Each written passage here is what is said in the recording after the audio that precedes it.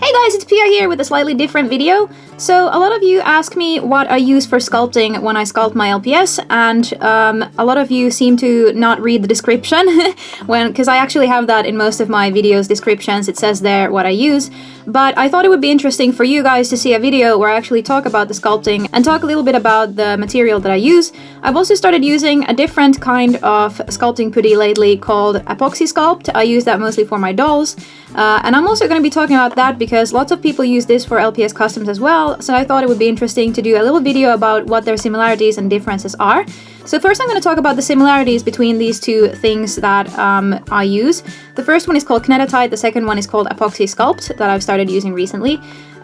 So both of these are air dry, epoxy based sculpting putties. So that means that they both just dry if you just let them set overnight. You don't have to put the LPS or your dolls in any heat or anything. You just need to let them be and they're going to dry by themselves. Both of them are really great for customs because both of them can adhere to the surface of plastic really well, and both of them can be painted with acrylic paints, which I would suggest if you're interested in customizing LPS or dolls. So those are the similarities between these two products, and I'm just going to get into talking about the differences and talking about them separately. I've actually filmed a few videos in advance where I talk about how I sculpt normally with my Kneadatite, and I also made a video the first time I use Apoxie Sculpt, so it's kind of like my initial reaction to it, and also talking about the differences between that and what I normally use. So I hope that you find this interesting. It's a very long video, but I hope that it's informative to you, and I hope that you learn a little bit about sculpting and that you find which product would work better for you and for what you do. So I hope you enjoy it, and here are the videos, and here we go. So the sculpting putty that I've been using for all of my customs is called Kneadatite. I don't know if I'm pronouncing it correctly, but that doesn't matter. I'm gonna put the word in the description of the video so you can find it in case I'm pronouncing it a little weirdly. But yeah, so the first thing you're going to notice is that it comes in these long strands that have obviously two components, one yellow, one blue. And I've just cut a little piece of it, and one of the main negatives with Kneadatite that also makes it kind of great is that it's very sticky. This is a good thing because you don't have to glue it separately onto the LPS. You can just put it straight on it and it's going to adhere to the LPS surface really well. One thing that you might also notice is that this part here in the middle, where these two components collide, sometimes becomes sort of solid, and it might make your Kneadatite a little bit grainy, so you might want to cut this part off if your Kneadatite is sort of a little bit old and it's been you've been storing it for a while already. So one thing that I always do is that I have plenty of water, because that's gonna hinder it from sticking to your fingers. So you just dip your fingers in water and then you just start knitting it. And even with protective gloves, it's fine. It doesn't stick these that much if I just keep putting more water on my hands. So you just kind of knit it until it's nice and even, and you'll obviously see that it's even once it's completely green and you can't see any yellow or any blue on it. You can also mix it in separate proportions than just 50-50. I'm not entirely sure about this, so correct me if I'm wrong, but because I never do this personally, but I think if you put more yellow, it's gonna harden not as quickly, so it's gonna be a little bit softer if you put more yellow. So now that your Kneadatite is completely even and nice, it is ready to be used, and yeah, as I said, just use plenty of water so it doesn't stick to your fingers, and then you can just start sculpting. One of the big negatives about Kneadatite is that it's fairly expensive. That's why you want to use it sparingly. You don't want to use it for huge projects where you have to have lots of sculpting, because it is fairly expensive. Also, a thing that I noticed previously before I started using protective gloves was that my fingerprints were very easily noticeable on the green stuff surface, so that's also something that can be a little bit hard to change afterwards. You can use some sort of rubbing alcohol or something like that, or you can sand it if you want to, but I've personally never done it, because if you sand it, you have to have very good ventilation in the room that you're doing it, and you have to probably wear some sort of mask so that you don't inhale any of the powder that comes off the green stuff if you start sanding it. That's all I have to say about green stuff. I personally love it. It's what I use for all my customs, but it is fairly expensive and it is very sticky, and it's very hard to learn how to use it, but once you master it, it's totally fine. So in this time lapse, I'm sculpting one of my recent customs, Hermes. As you can see, I'm using plenty of water for it, and the Kneadatite is very smooth because I'm using gloves, and I would recommend that to anyone who doesn't want to have fingerprints on their sculpted parts. You can use different tools to make the sculpting a little bit easier. I would recommend tools made out of plastic or metal or maybe even wood, but if you're using wood ones, make sure that you use plenty of water so that the wood doesn't stick to the Kneadatite. A few other comments that I have to say about it is that one of the negatives about Kneadatite is that it's obviously a dark green, which means that if you want to paint something such as white on it, you're gonna have to use a lot of paint to cover it. So that's obviously something that you have to take into consideration, that it takes a lot longer to cover the green color than as you're going to see with Apoxie Sculpt, it's a very light color, so it's going to be easier to cover than the green. One big plus with Kneadatite is that it dries really quickly. It's already in 1 hour, it's going to be very hard to use, so you need to apply it within an hour of mixing it, and it's going to dry in about 8 hours in total. And another thing that's really good is that it's very elastic, like you could see with the scarf that I sculpted. There's a little part sticking out, and that's not a problem at all because it's so elastic that it's not going to break easily. I also think that Kneadatite is a little bit easier to portion than Apoxie Sculpt. You're going to see soon what I mean. And I also think that smaller details are slightly easier to sculpt because portioning it is just easier, and it's easier to just get a tiny little piece of it, but then that might be because I'm so used to working with Kneadatite versus Apoxie Sculpt, so take this with a grain of salt. But as you can see, for me, because I've been using it for so long, it's quite easy to use it, and I can even do tiny little details as long as I use lots of water. So just keep that in mind if you decide to use Kneadatite. So with Epoxy, you can see that it also comes as two components. I chose to buy the one that is sort of gray-white. So one of the components is white, the other one is gray. I've never used this before, so I have no clue how it works, but I'm guessing you're gonna take equal amounts of both. And as it said here, you should probably wear protective gloves. At least that's what they recommend, so that's what I'm doing. And yeah, at least the texture of it feels very different from Kneadatite, so I'm interested in seeing how it's gonna work. It also said that if you're gonna take epoxy out of this bucket, or whatever you want to call it, you should do it with two different tools for the different components. I'm guessing that is because you don't want these two to mix inside of these. So yeah, I'm just gonna take a little bit of this, and with the other side of this tool, I'm going to take a little bit of this gray component. Let's take a bit more of that. It's quite sticky, at least this gray component is. The white one is sort of more fluffy.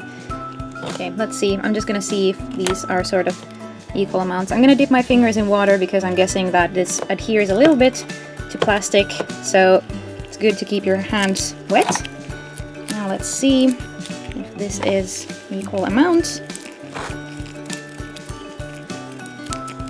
Feels like there is maybe a little bit less white, but not a whole lot less. So I'm just gonna start mixing these. And yeah, it definitely feels different from Kneadatite. You can see that it almost feels like clay because it sticks to my gloves, sort of like clay would do, natural clay. Kneadatite doesn't stick in the same way. It doesn't leave this sort of layer that feels gooey on your gloves. So I'm just mixing, and it actually turns completely white, which is great because it's going to be really easy to repaint. One of the things that I hate about Kneadatite is that it's a very dark green, so it's kind of hard to cover that, especially if you have very delicate things that you're going to be painting that need to be white, for example, or a light color. Then the green can be really, really hard to cover because it is so dark in itself. Now, what I read about Apoxie Sculpt is that you need to let it rest for maybe 10 to 15 minutes after netting it together. Apparently it makes the whole thing a little bit more silky and easier to work with, so I think that this one is now sufficiently mixed, and I'm just going to let it rest for a while and get back to it in about 10 to 15 minutes. So I'm going to be using this Apoxie Sculpt for my doll projects because with the dolls you have to be very delicate with the painting, and this is already such a light color that I thought it would be perfect to sculpt some parts on my dolls. Now this one that I'm currently making, I'm going to be sculpting wolf ears on her because she's a character from Fire Emblem that has wolf ears, and the doll obviously doesn't come with those. So yeah, I'm just gonna start using this and let's see what happens. As I said, I've never used this before, so this is a new experience for me. What I can tell now is that it sticks in a different way than what Kneadatite would do, and I'm not entirely sure if I like it because I'm very good at using Kneadatite and I'm kind of used to that. And as you can see, this is, as I said, it's almost like natural clay. It kind of sticks to your fingers in a different way, I guess, and I'm afraid that I might be discoloring this doll, but we'll see. As I would do with Kneadatite, I just first put this base onto the figure and then I just proceed to sculpt, make sure that it sticks all around where I want it to be, and then kind of make this base. As I'm adding water, I'm noticing that this Apoxie Sculpt is kind of turning pasty. I'm not entirely sure if that's a good thing. Almost feels like it doesn't want to stay in shape, but I might just be using it wrong. Interestingly, I'm noticing that this Apoxie Sculpt doesn't stick to the tools in the same way that Kneadatite would. Kneadatite is very, very, very adhesive, which makes it kind of sticky and hard to work with unless you keep using lots of water all the time. But with this one, I can tell that it doesn't really want to stick to this wood surface, for example, so it might be a good idea to consider wood tools if you're going to use Apoxie Sculpt. But I'm not sure. As I said, I've never used this before, so you might be able to find better tutorials somewhere else. From what I understood, Apoxie Sculpt is much easier to sand and to get smooth than what Kneadatite is, so you might want to keep that in mind when you are using it. But yeah, I'm definitely used to Kneadatite and this is a little bit different to use, so it's gonna take a little bit of getting used to. Okay, so I think I'm done with this after a bit of struggling. Apparently it says here on the actual thing that if you let it set for about 1 to 2 hours, it's still very easy to work with.